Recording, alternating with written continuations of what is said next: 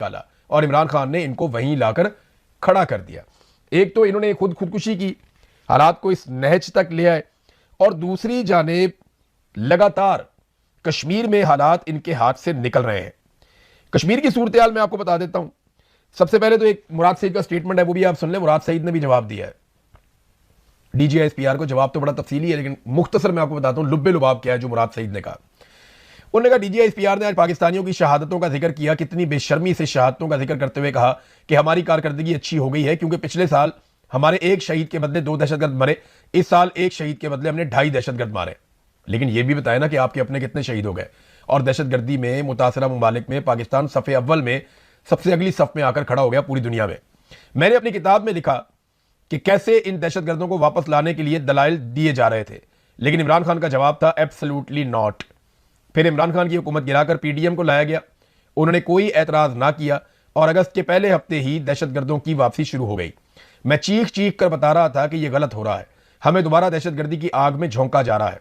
लेकिन आप DGISPR के अकाउंट की प्रेस कॉन्फ्रेंसेस सुन ले, ये कहते झूठ बोल रहा है, प्रोपेगेंडा कर रहा है। बॉर्डर पर बाढ़ लगे हुए हैं और इसके बावजूद दहशतगर्द वापस कैसे आ गए? चौकियां खाली क्यों करवाई गई? जो दहशतगर्द क्यादत कर रहे हैं वो फौज की तहवील में थे। मुराद सईद ने बहुत सारे सवाल उठा दिए और पाकिस्तानियों को कहा कि वो भी सवाल उठाए। तो ये वो चीजें हैं जिनका जवाब ये तो देते ही नहीं है ना जवाब, वो तो अपने आप को जवाब दे समझते ही नहीं है। और जो सहाफ़ी वहां पे बैठे उनके लिए बहुत मुश्किल है, बल्कि मुमकिन ही नहीं है कि वो इस किस्म का सवाल कर सकें DGISPR के सामने। अब नाज़रीन, आज़ाद कश्मीर के जो हालात हैं वो गले की हड्डी बन गए, लोग मुंतशिर नहीं हो रहे और ये सबसे बड़ा प्रॉब्लम है। नॉर्मली क्या होता है कि आप गोली चलाते हैं, 10, 15, 20, 25 बंदे मारते हैं, लोग मुंतशिर हो जाते हैं। आज़ाद कश्मीर में शहादतें लगातार बढ़ती चली जा रही हैं, 100 के करीब शहादतें रिपोर्ट की जा रही हैं। और मुजफ्फराबाद में यह दावा किया गया कि लोग जब निकले तो वहां पे अंधाधुंध शाम के वक्त गोली चलाई गई, शेलिंग की गई, मसाजिद में ऐलान हुए, लोग इकट्ठे हुए। मैंने पिछले वीलॉग में आपको मसाजिद से होने वाला ऐलान भी सुनवाया। अब मुजफ्फराबाद में भी लोग निकल आए, सड़कों पर इकट्ठे हो गए, पूरे मुजफ्फराबाद में लॉकडाउन हो गया और लोग वहां पे भी धरना देकर बैठ गए। गलियों और मोहल्लों में सड़कों पे खवातीन और बच्चे भी निकल कर आ गए और खवातीन और बच्चों ने एहतजाज की एक नई एग्जाम्पल कायम की है। वो कहते हैं हमारे घरों में चादर और चारदीवारी का तकद्दुस पामाल किया जाता है, तो अब वो भी सड़कों पर हैं। शहरियों पर गोलियां चलाई गई हैं मुबैना तौर पर, क्योंकि अभी मेरे पास कंफर्म इतलात नहीं है, क्योंकि वहां पर ये इंटरनेट बंद कर देते हैं। 8 लोग शहीद हुए और 40 जख्मी हुए अब तक की जो अनकन्फर्म्ड इतलात हैं उनके मुताबिक। शौकत नवाज मीर के लिए बहुत आवाज़ उठा रहे हैं आज़ाद कश्मीर मुजफ्फराबाद के लोग, क्योंकि वो मुजफ्फराबाद का बेटा है। ये जो सिंध से एक गया हुआ ना, ये भी मुजफ्फराबाद का बेटा नहीं है। वो जो पंजाब से जाती है वो भी कश्मीर की बेटी नहीं है। तो ये अपने आप को क्लेम करते हैं कि हम कश्मीर के बच्चे हैं, लेकिन जो कश्मीर का बेटा है वो जबरी तौर पर लापता है और पाकिस्तान की मिलिट्री एस्टेब्लिशमेंट ने उसको गायब किया हुआ है। नाम है शौकत नवाज मीर, दुकान चलाता है किताबों की और लोगों के दिल की बात करता है। तहरीक तहफ़्फ़ुज़ आईन पाकिस्तान ने एक बहुत बड़ी अनाउंसमेंट की है नाज़रीन, और ये अनाउंसमेंट के ऊपर ना सबको तवज्जो देनी चाहिए। इन्होंने एक इमदादी काफिला आज़ाद कश्मीर में भेजने का ऐलान किया। ये इमदादी काफिला आज़ाद कश्मीर में जाएगा 3 तारीख की सुबह 10 बजे और ये निकलेगा इस्लामाबाद से। इस्लामाबाद में सुबह 10 बजे F10 मरकज़ इस्लामाबाद से एम्बुलेंसेज, अद्वियात, डॉक्टर्स, पैरामेडिकल स्टाफ, रजाकार, खाने पीने की अशिया लेकर आज़ाद कश्मीर जाएंगे। और इसमें जनाब उन्होंने अपील की है ख़ास तौर पे पैरामेडिकल स्टाफ और डॉक्टर से कि वो अपनी रजिस्ट्रेशन करवाएं। रजिस्ट्रेशन का एक फॉर्म भी उन्होंने जारी कर दिया है, सोशल मीडिया पे हर जगह पे ये फॉर्म जो है वो दस्तयाब है। और ये अपील की है कि ज़्यादा से ज़्यादा लोग और रज़ाकार इसके अंदर शिरकत करें और आज़ाद कश्मीर के लोगों की मदद के लिए अद्वियात, खाने पीने की चीज़ें और बाकी साजो सामान लेकर जाएँ, बर्म पट्टी का सामान लेकर जाएँ और एम्बुलेंसेज भी वहाँ पर जाएंगी, डॉक्टर्स और पैरामेडिकल स्टाफ भी जाएंगे। अब ये बहुत बड़ा चैलेंज है पाकिस्तान की मिलिट्री एस्टेब्लिशमेंट के लिए कि वो इस काफिले को जो इमदादी सामान लेकर जा रहा है आज़ाद कश्मीर में दाखिल होने देते हैं या नहीं होने देते। अगर वो इन्हें जाने देंगे तो इसका मतलब है फिर चीज़ें जाकर ये लोग देखेंगे, रिपोर्ट करेंगे, वहाँ पे लोगों का इलाज करेंगे, लोगों को सहूलत मिलेगी।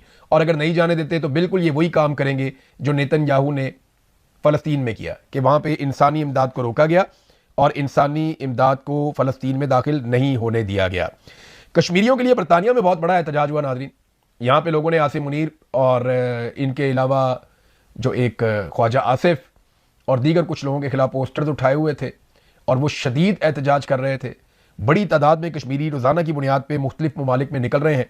ख़ास तौर पर बरतानिया में इनके बहुत बड़े बड़े एहतजाज होते हैं। इस्लामाबाद में F10 में एक मुजाहरा किया सेनेटर मुश्ताक साहब की कॉल के ऊपर। ये बहुत बड़ा एहतजाजी मुजाहरा था, लोग बहुत बड़ी तादाद में इकट्ठे हुए। तो सेनेटर मुश्ताक की ये कोशिश है और उन्होंने आज़ाद कश्मीर के हक के लिए, कश्मीर के शहरियों के लिए बड़ा मुजाहरा किया है। तो इस्लामाबाद में तो ये मुजाहरा हो गया, लेकिन मरियम नवाज बिल्कुल हसीना वाजिद की तरह रिएक्ट करती है। खुद तो कहती है मैं कश्मीर की बेटी हूं, लेकिन कश्मीरियों के हुकूक के लिए कश्मीर के झंडे लेकर जो खवातीन हजरात लाहौर में निकले, उनके साथ ऐसे सलूक किया गया जैसे वो किसी दुश्मन मुल्क से आए हुए।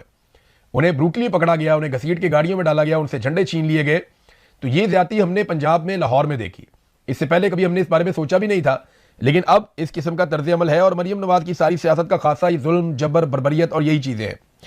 मीर वाइज उमर फारूक ये मकबूजा कश्मीर के रहनुमा है और इन्होंने एक स्टेटमेंट जारी किया है जिसमें इन्होंने कश्मीरियों के हक में बयान दिया और कीमती जानों के ज़िया के ऊपर अफसोस का इजहार किया। इन्होंने दुआ भी की और बातचीत पर जोर दिया, मसाइल को बैठ कर हल करें, जमहूरी हकूक दिए जाएं। तो आज़ाद कश्मीर के शहरियों के हक में एक बड़ी आवाज़ जो है वो मकबूजा कश्मीर से उठी है। अब देखें कैसी उल्टी गंगा बह रही है। मकबूजा कश्मीर में जुल्म होता था तो आवाज़ पाकिस्तान से और आज़ाद कश्मीर से उठती थी। आज आज़ाद कश्मीर में जुल्म हो रहा है तो आवाज़ मकबूजा कश्मीर से और पूरी दुनिया से उठ रही है। कैसी बात है। आसिम मुनीर साहब ने आने के बाद पूरा का पूरा रिवर्स गियर ही लगा दिया पाकिस्तान को। यानी वो तमाम चीजें जिनमें हम आगे होते थे, उन तमाम चीजों में हम पीछे हो गए। दहशतगर्दी जिसको हमने खत्म कर दिया था, आसिम मुनीर साहब के आने के बाद बहुत बड़ी है। मोहसिन नकवी जो उनके अजीज हैं, उनके करीबी हैं, उनको लगा दिया वजीर दाखिला और उन्होंने तबाह बर्बाद कर दिया पाकिस्तान में अमन अमान को। क्रिकेट पाकिस्तान बहुत बेहतर जा रहा था, आगे बढ़ रहा था, उसके अंदर पाकिस्तान का सत्यानाश कर दिया, पाकिस्तान का भट्टा ही बैठ गया। प्लेयर भी वही है, वही सारा कुछ है, लेकिन ऐसी मनहूसत पड़ी है कि वहां पे भी बेड़ा गर्क कर दिया। तो हर चीज मईशत हो, कुछ भी हो, जहां जहां पे आसिम मुनीर साहब ने हाथ डाला वहां पे पाकिस्तान को ना सिर्फ नुकसान हुआ बल्कि बहुत बड़ा नुकसान हुआ। एक और चीज मैं आपको बताता हूं, इनकी मेहरबानियों से पाकिस्तान का तरक्याती बजट पता कितना है? ये आपने गौर से मेरी बात सुननी है, गौर से।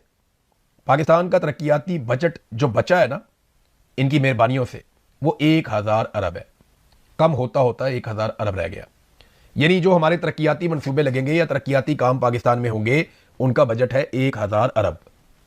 जबकि जो पैसा हमने कैपेसिटी पेमेंट की मद में आईपीपीज को देना है, यानी वो बिजली जो उन्होंने पैदा ही नहीं की, जो बिजली पैदा ही नहीं हुई, जो बिजली कभी बनी नहीं, उस बिजली के ना बनाने पे हमने आईपीपीज को जो पैसा देना है वो 1800 अरब रुपया है।